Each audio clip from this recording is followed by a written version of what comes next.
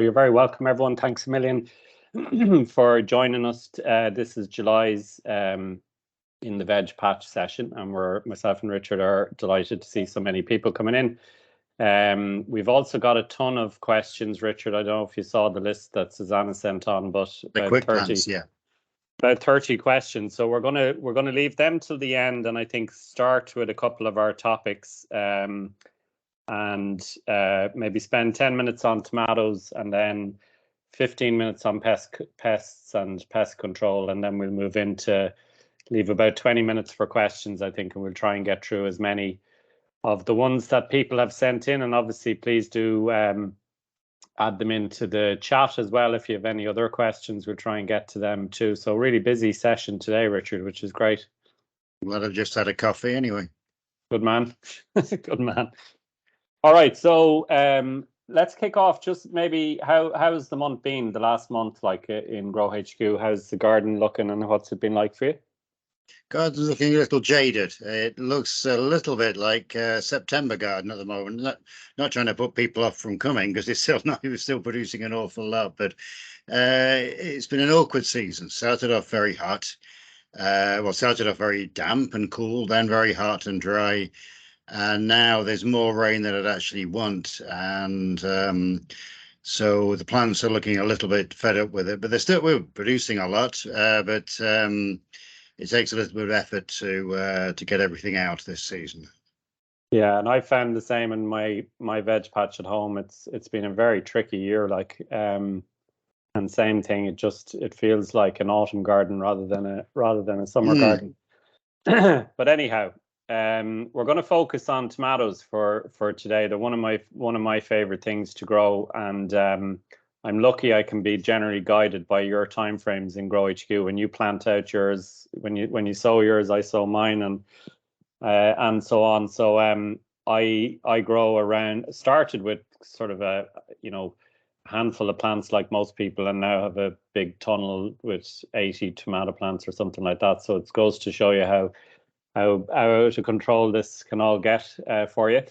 But Richard, talk to us just in general, like broad time frames. Like they're quite a long season as a plant. You're dealing with them for nearly 9-10 months of the year. Yeah, not quite as long as you used to have your time frame, Mick, when you got overexcited every spring. But a lot of people they put funny little plants on grow plants on a windowsill, and they get far too long and leggy before they ready to plant them out. So growers work backwards. And if you have a tunnel, then they don't really want to be going into the tunnel till second week in April. So I start them middle of March. Early March to get them out the middle of April. And I don't do all this potting on and pricking out and everything. That's something you do if you're a commercial grower and propagating 10,000 plants. I put them in a normal module tray like you put cabbages or whatever. And when they've filled that, which is about 5 weeks growing, a month to 5 weeks growing, then they're ready to go straight in the tunnel. And the least number of moves and disturbance you give the plant, the more vigorous they are. So a glass house, you could maybe start a week or two earlier. If you have heated glass, I doubt anybody here does, but if they do, then you can start earlier, obviously, and the commercial people can start, they could be putting plants out in January, but they're heating. So work backwards from there. And then you grow them along, usually fairly trouble-free. I get lots of good compost, the compost you make with our food waste and cardboard here underneath the plants. Don't feed them again. This buying tomato feed and feeding them every week is a complete rip-off to get you to buy more than you need. Put a good bit of compost under them. That's with the caveat that you've got the soil right in the first place, though, isn't it? If you need compost will, put a bit more compost if your soil's still improving. But you can keep an eye on them. If they're a little bit yellow and miserable later in the year, then give them a liquid feed then. But I just water them once a week at the base with my trickle irrigation, or the ones in the glass house just with a watering can. Give each plant around 10 litres of water a week. Keep it off the leaves, and away you go. Really, then I do the difficult crop. So you're keeping it off the leaves to sort of guard against blight, I guess, right? You don't want to kind of a humid environment. No, that's it. Yeah. And for people who want to grow them in a pot, like presumably you need a nice deep pot with plenty of as big as you can get. Anything less than 20 litres, I think you're wasting your time. But yeah, that's just me, to feel like these things. But people do grow them in grow bags and so on. But then you're watering every day, so forget your summer holiday unless you've got nice neighbours. Yeah. I water mine once a week in the tunnel. Yeah. And if you were growing them in a big container or pot, is it just potting compost you'd be using? Yes. Yeah. Don't use soil unless you have something as big as a raised bed. Yeah, and so that just would potting compost, and then you would need to be adding liquid fertilizer. Weekly from midway through the season. Yeah. Okay. And talk to us about side shoots. This is a confusion for some people, I think. So with tomatoes, there's a kind of bit of pruning effectively involved from I guess like May onwards. You're starting to deal with side shoots. Yes. From even a little bit earlier than that, sometimes they decide to grow a little bit bushy.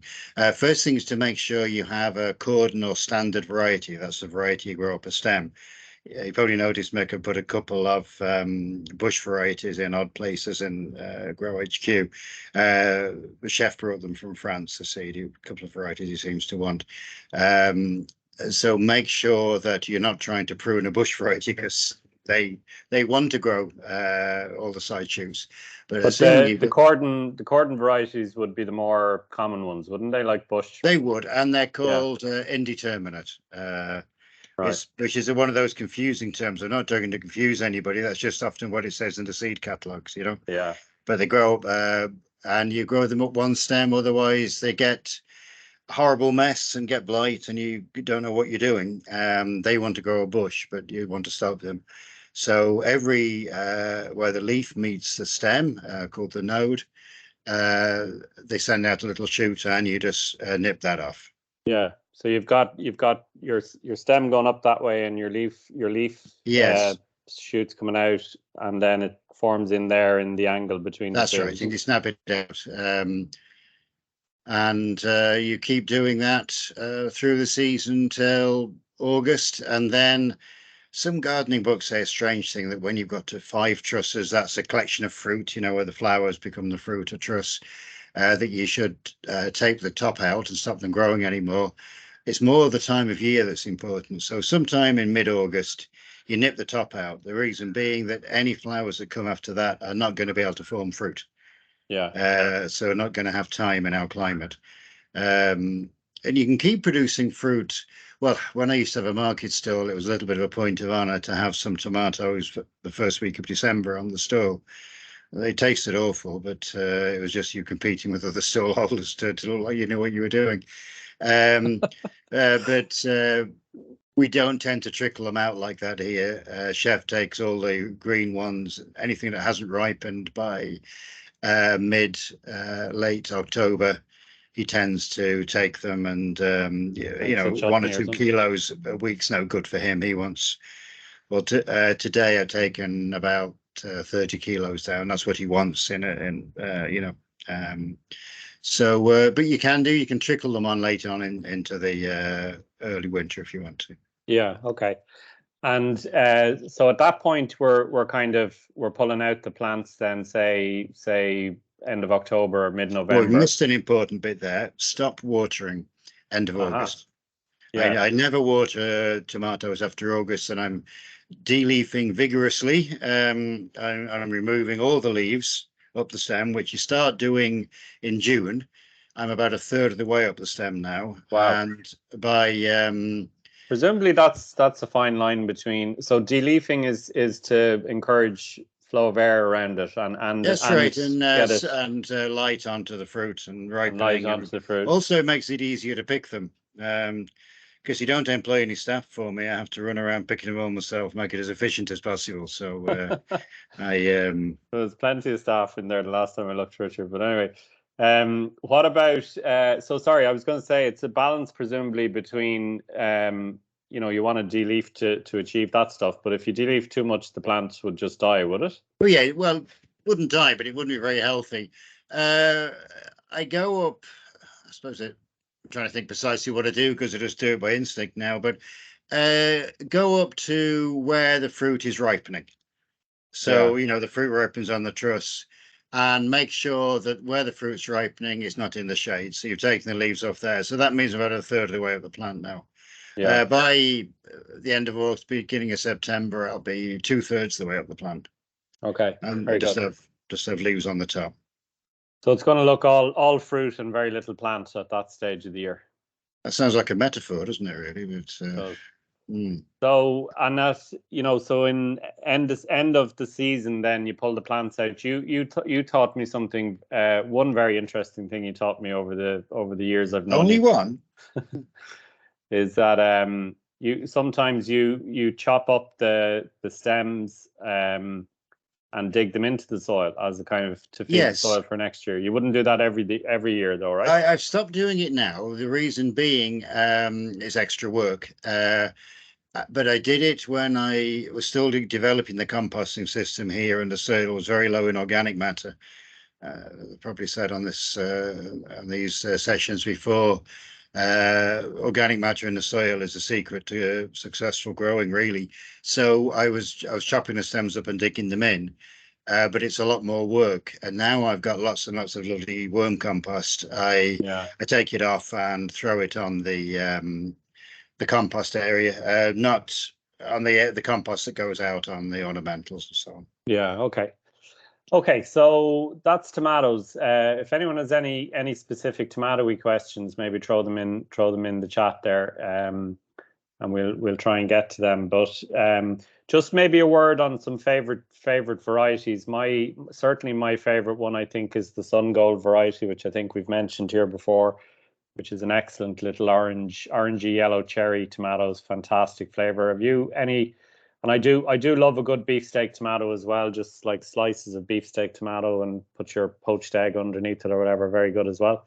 Any favorite varieties? Well, I'd be the same with Sun Gold, although unfortunately with Brexit, I can't really get the seeds anymore because I have to buy organic seeds. We're organic here. An excellent variety for a beefsteak is called, a strange name, Mortgage Lifter, which was developed in Ireland by a grower I knew, unfortunately, who's passed away now. That's available from brown envelope seeds, and it's remarkably productive. Last year I did a trial with 3 different varieties, and it was by far and away the most productive, and it's good and tasty. Chef likes it. So that one for a really tasty beefsteak brandy wine, again, is available from brown envelope seeds in Cork. That I grow a reasonable area of that. Chef loves it for the color of the sauce it creates and the flavor of the sauce. Yeah. And then the bog standard to fill my buckets up is Tigerella, which is possibly not the tastiest tomato in the world, but is a very, very reliable heavy producer. Yeah, decent flavor as well. I think it's nice. Yeah, well, there's nothing wrong with it, but it's not special, I suppose. But it's a nicer than anything you'd ever get from a shop. Yeah, very good. All right, so let's move on then to pest control, which is our other thing we want to talk about today, which is probably this time of the year it's a big part of the work, I suppose, is trying to keep the pests. Everything seems to want to eat the food that we're producing. So like I guess maybe a quick tour through some of the most famous of our pests. So we've got things like slugs, we've got the carrot root fly, the cabbage white butterfly, and whatever else you can think of. I have a dog actually who's a considerable pest at the moment. he tends to I eat heard my about his beetroot harvesting. yeah, he's got this thing about beetroot, and annoyingly, he doesn't even like eating So it. is Chef. He just sort of harvests it and then brings it up to the deck and kind of gnaws at it for a while and then throws it there. So it's very, very irritating. But maybe talk to us about slugs first, Richard. Yeah, depressing subject. It's the one thing that I actually use chemical control for. We're organic here, and there are chemicals I'm allowed to use, but I'll explain in a minute why I don't use any of them.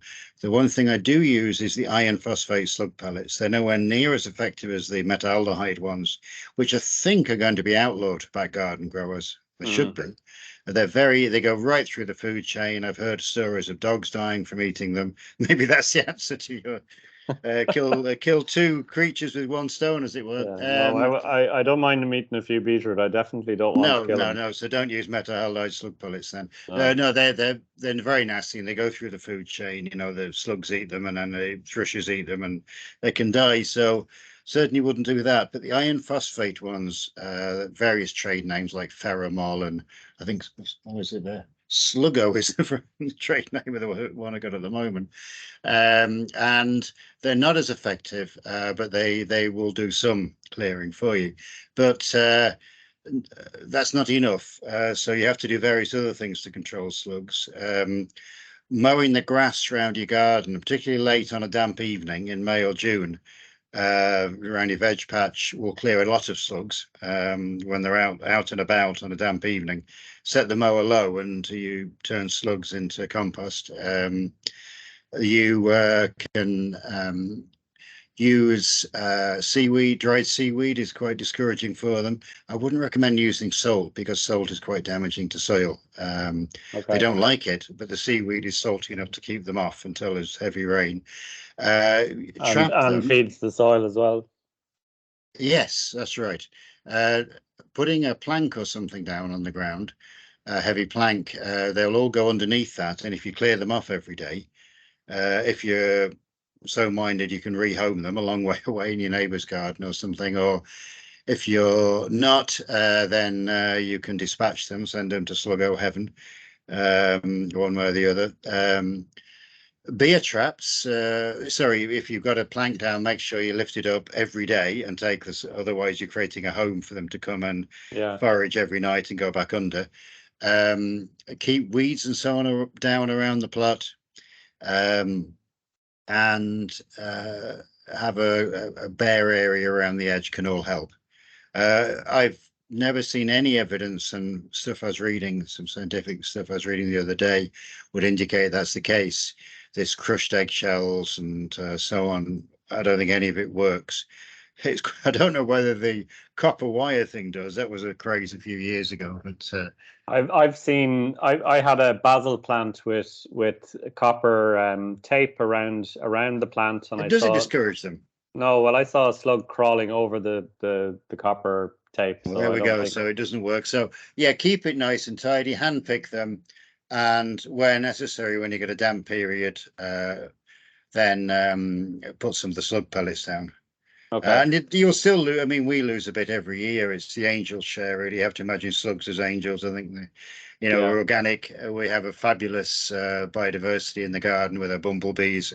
I counted 5 different species of bumblebees on one lavender plant yesterday, and lots of butterflies at the moment. We have those because we don't use pesticides, essentially. And of course, slugs do play a role, annoying as they are to us. They're incredibly effective kind of decomposers of plant matter in the garden. And they're the base of the food chain. Things eat slugs, you know. Yeah. Your hedgehogs and frogs and thrushes and so on all eat them. So okay, very good on slugs. Then actually there was a question from the list that is around pests and things, so let's just deal with this. So I think it's either Iona or Lona, apologies if I've mangled your name. She says, what can I do to stop pests without causing any harm to them, and to stop the neighbour's cat digging and pooping in my onions?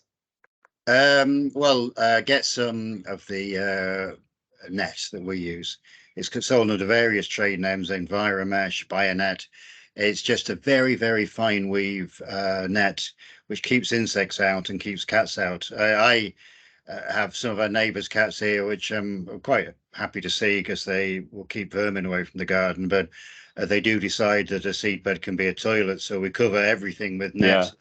and that then keeps flying insects off. Most pests, well, apart from the cats there, I suppose, come flying. Yeah. We have pigeons, we have rooks, we have seagulls, we have cabbage white butterfly, cabbage root fly, carrot fly. All of those flying insects are kept off by net. So just net your crops from the beginning and you keep any flying insects away. Yeah, so Or birds. that's a great point, and just to re-emphasize to people that it is a very fine mesh, like your standard fruit netting that you buy in a garden centre won't stop certainly the smaller insects from getting through. So this kind of Environet or Bionet Looks like you is a could make a really wedding fine dress gauge. out of it. Mm. Yeah, exactly. It's like a that kind of material. So.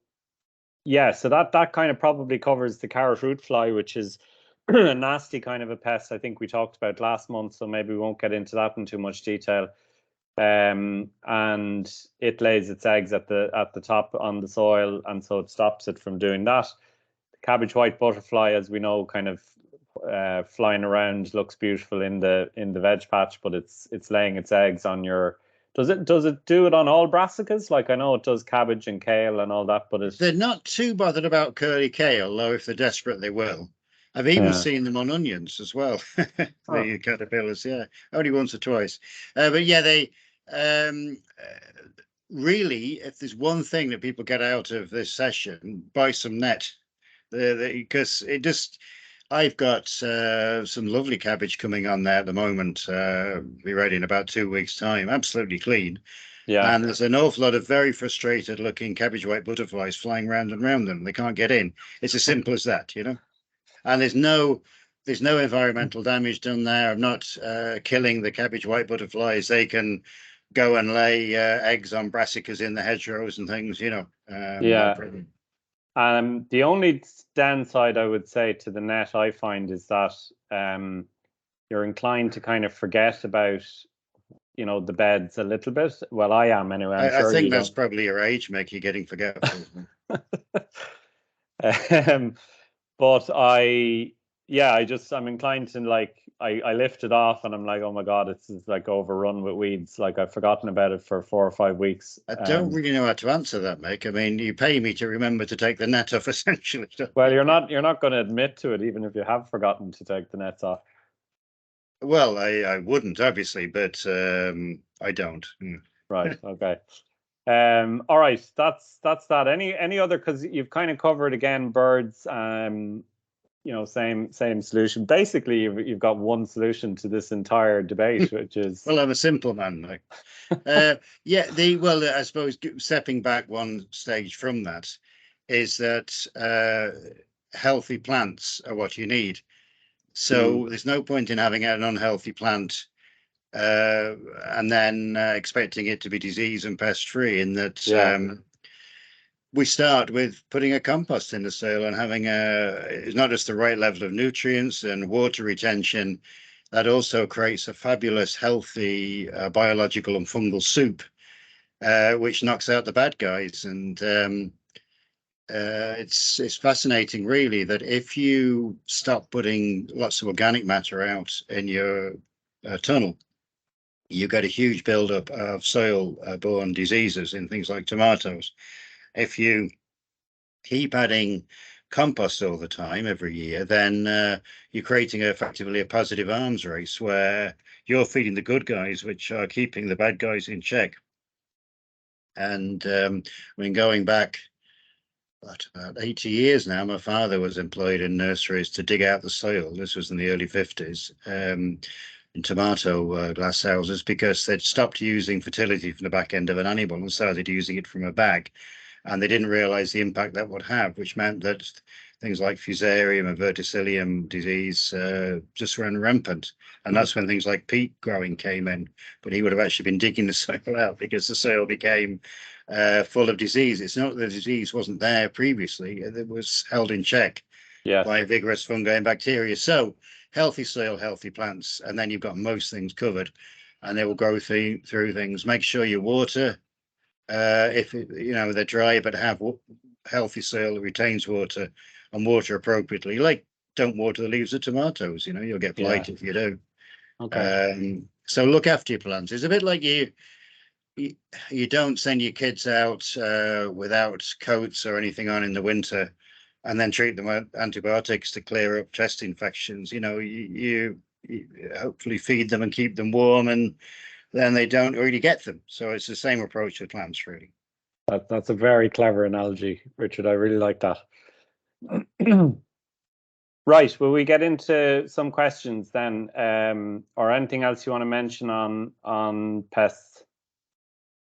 No, it's healthy soil, healthy plants, Right. and then you don't and buy some net, and you're 90% of the way there then, and then be philosophical and accept that It's part of it. biodiversity will take the odd crop from you. Yeah. Okay. All right. So there's a question from Anne Marie. She says, "When should I move rhubarb? It's near a laurel hedge and performing badly." I'm guessing you're moving it in over the winter months, right? Yeah. I find I haven't really got too much science to back this up, but I find either moving it in the autumn, late autumn, or very early spring can be good when it seems to want to shoot, although any time over the winter. But you might want to move it, say, November, when it's just died down and still semi-active.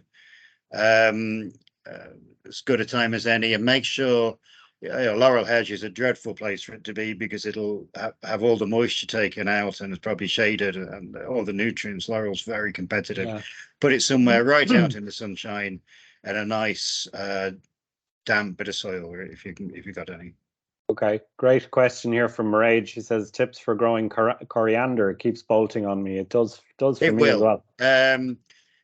Bolting is related to day length quite often, and so it bolts far more early in the year than later. August is a great time to sow it because the days are getting shorter, and it tends not to bolt till next spring, but certainly you get a lot more green leaf before it does bolt. And make sure you're growing a leafy variety, not one grown for seed. Okay. And keep it fed and watered. But a good point there, which is actually, I met an Ethiopian guy at an event recently, and he was saying in Ethiopia they never grow it for the leaves; they always let it go to seed, which is an interesting point. We kind of forget that that's where our coriander seeds come from, obviously.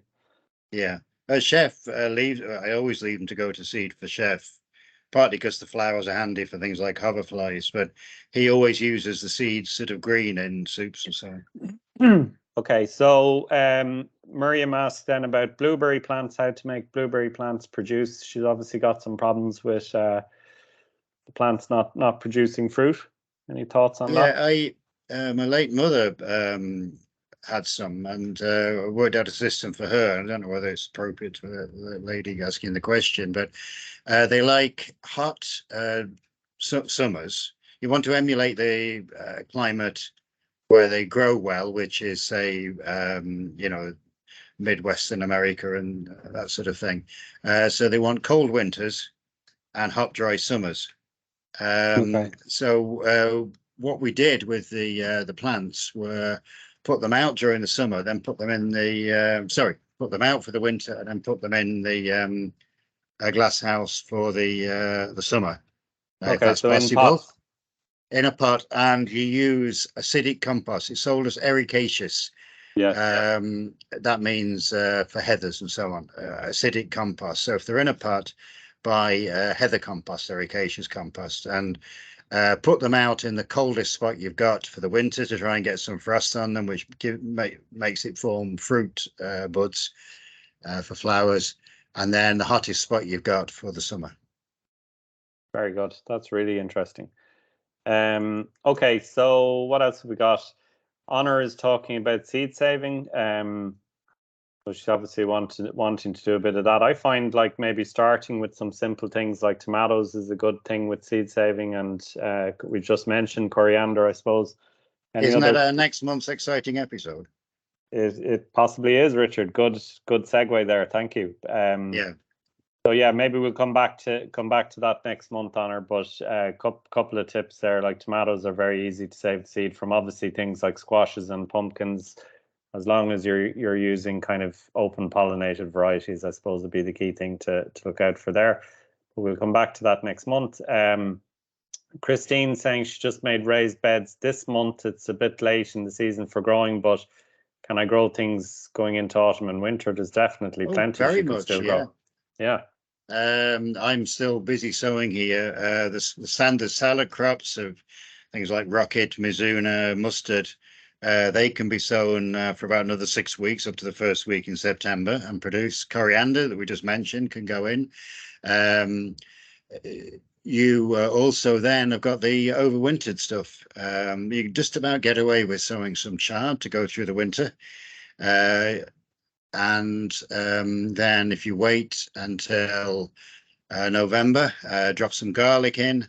You can put in broad beans in October, direct sown. So, it's you can be usefully busy back end of the year. Get stuff to come through the winter for you.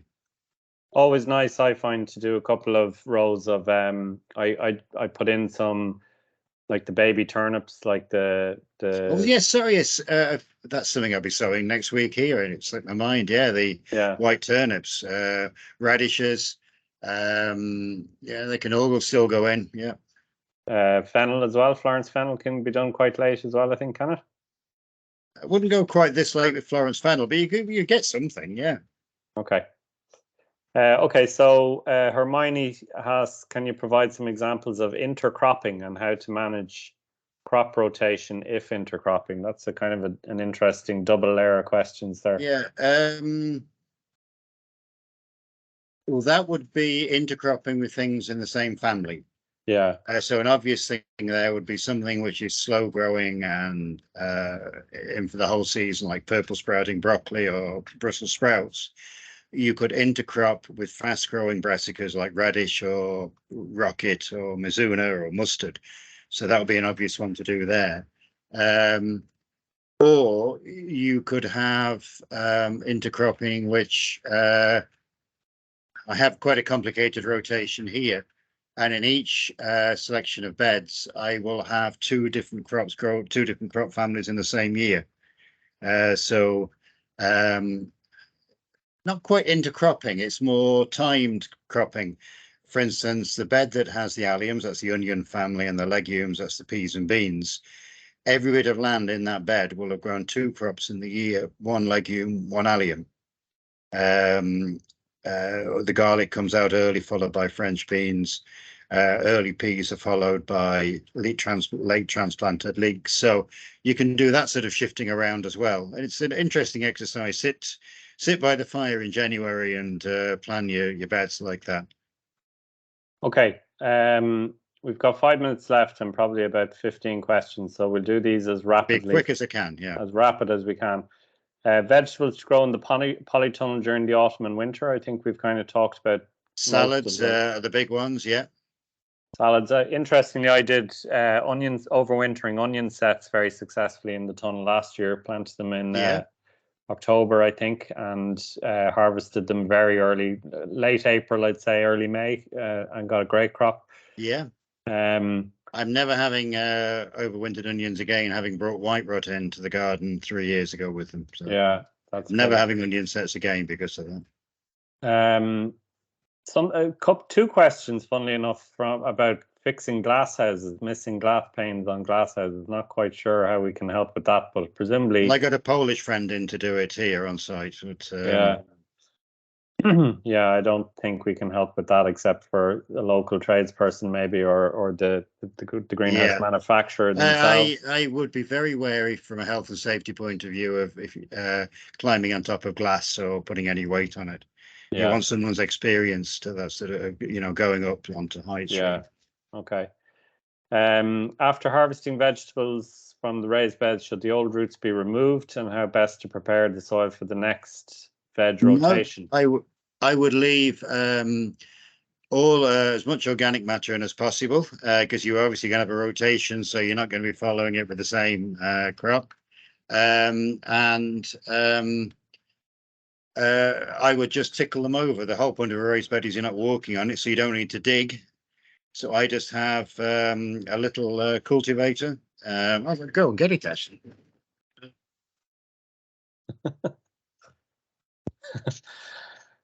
Oh, well, let's hope it's not too far away. Otherwise, I'm afraid that's no good. We won't get it done in 5 minutes. No, it's a little prong thing. I just tickle the surface. Like a scarifier kind of, is it? Yeah, just tickle some compost into the top. Okay. And she's asking, should she add chicken manure pellets or anything else at this Yeah, stage? a really good basic thing, if you don't want to be too scientific, is 1 handful of the chicken manure pellets per square meter for every crop. Yeah. And she says her raised beds sit on concrete, so there's no worm activity. Presumably, if she added plenty of homemade compost in the winter, that would help with that. Yeah, you have to. Yeah, you probably in that case would need to do a little bit of flicking over with a fork. Yeah. If it seems in any way compacted, because the worms aren't doing it for you. Yeah. Anne asks about beetroot, spinach, and rocket have bolted in late June. I mean, is that because of the dry spell we had, the 6 weeks of drought? It wouldn't help, but spinach and rocket will bolt. Yeah. Annual spinach particularly. Spinach is a nightmare to grow early in the season. When I used to have a market stall, it was just an autumn crop for me. But that's actually the person who was saying earlier about what things to put in. Spinach goes in very well in August as well. So they will bolt. Beetroot, that almost certainly went in a bit too early, because if it gets any sort of cold check at all, it will bolt. Yeah. So I don't sow beetroot outside until well towards the end of April, maybe beginning of May. Okay. How to know the best size container when growing various vegetables? That's a good question. So some As things big as you possibly can.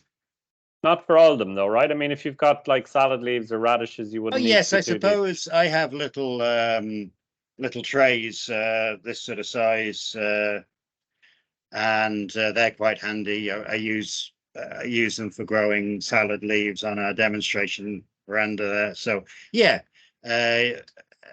anything that you're going to cut and discard within a month or two in a small area, any longer term crop, then as big as you can. Yeah. And actually, I did notice with the courgettes and tomatoes that you grow in pots in Grow HQ, you have very large pots. Like, I don't know what size they are, but they're maybe, like 50 centimeters. They're 20 litre. 20 litre, yeah. Much and even then, the courgette looked a bit miserable after a month or two out, and I threw it and replaced it with a tomato I grown in the glass house there. So they suit people who like to potter around their pots with a watering can at night, I suppose. But it is quite hard work growing things in containers. Yes. I wouldn't have the time. Or the inclination, I suspect. So yeah, what else have we got? Mary asks how to help gooseberry plants recover after a bout of sawfly. I know nothing about that, must admit. Right. You can totally defoliate them and it can ruin the crop for next year. I choose not to spray here, have the odd attack. A very active biological activity underneath, things will eat them. I found putting hens in there cleared them up that were trying to pupate in the ground. But feed them some compost or some fertilizer to try and get maximum leaf growth later in the season to compensate. But it is a problem. They'll defoliate a plant. Okay. Mary asks about harvesting and storing beetroot. I can answer this one. Like I definitely, when I'm harvesting in September, October for a kind of storage crop, I basically twist the leaves off and store them in a box of sand in the garage, and they keep very happily for till the dog finds them. Till the dog finds them 4 or 5 months later. So that's a brilliant way to store them. What else? Robert, how do I know if I need lime in a crop rotation? It sounds very scientific, but I would suggest you send your soil off for analysis for one of the labs. Only costs €20, and you know exactly what's in your soil then. Don't trust. Would you see it in the? Would you see it in the plants though that they look like they need lime? It would be very hard to tell. I mean, I can tell when we've walked a few fields and so on. I can tell what's missing a little bit, but that's because I've been trained to do it. And I wouldn't. It could be quite hard if you're relatively new to it. But it €20 for one of the commercial soil labs, and they'll tell you what nutrients you need and with a pH. Don't bother with these home testing kits; they're useless. Okay, if Molly asks if veggies flower, are they still edible? So are I presume she means are the vegetables still edible? Yeah, I eat the flowers. For instance, rocket flowers are really tasty. I've been known to take them for chef. He had a load of courgette flowers today, you know, to go. I think it's some special occasion or something tonight, and they're going on the menu for that. So no harm at all. I mean, it can make things go woody. Like if rocket bolts, then the stems are a bit hard to chew, but the flowers themselves are lovely. Okay. How to improve clay soil? I presume we're back to lots of compost in the winter. Yeah. Lots and lots of organic matter. Yeah, I had a clay soil here, Catherine, in my garden, so I can empathise with that. Should I lightly prune fruit bushes now that fruit has been picked? No. Prune in the winter, but if you don't know what you're doing, don't prune at all. Plants know how to grow a decent shape. I see huge amounts of problems. People think they have to sort of hedgehog their plants, and they ruin next year's yield. So unless you know what you're doing, do nothing. But if you are going to prune, then everything's pruned in the winter, apart from you know, on the formal garden I'm growing a couple of Westphalia apples, and they need some pruning. But that, I think, how to prune Westphalia is a little bit beyond our end of the month webinar. Yeah. Moira asks, is growing onions from seed better than growing them from sets? I think you would say yes, because yes, of the risk but you have to start them very early because if onions don't have a long growing season, they're very small. So they're one of the first things you sow, aren't they? Yeah, I sow the first thing I sow in the glass house. I sow them the end of January. Right.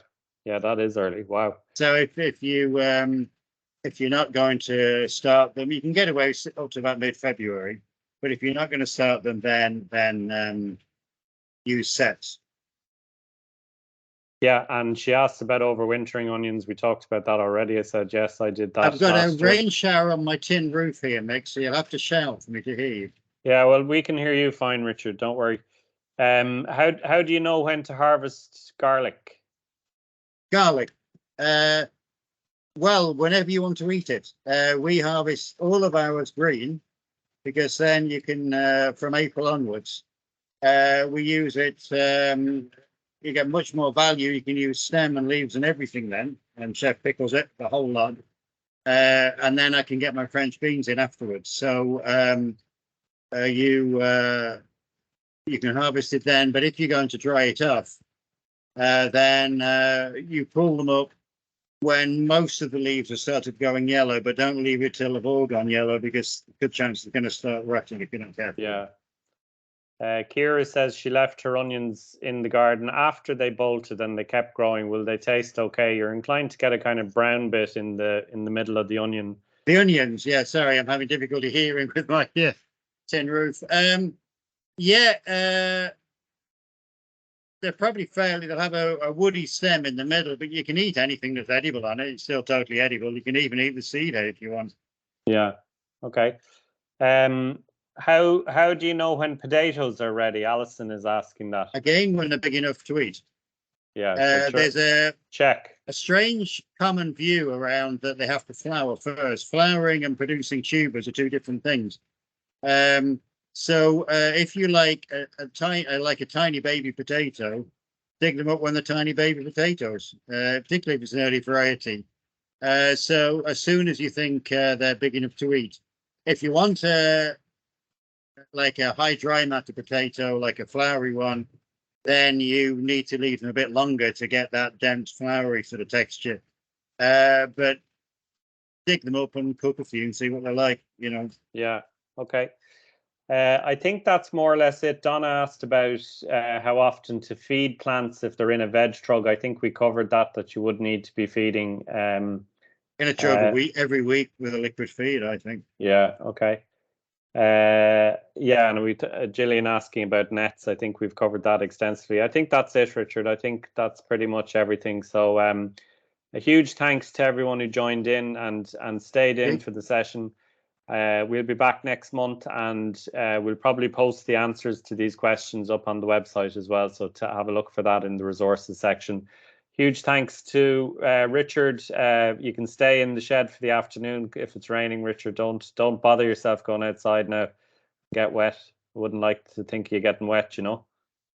I think that's quite condescending, actually, Michael. I'm going to get out my waterproofs, so I've still got things to harvest, so I've got no choice. All right. Thank you very much, everyone. Thanks. Happy growing, and we'll talk to you at the end of August.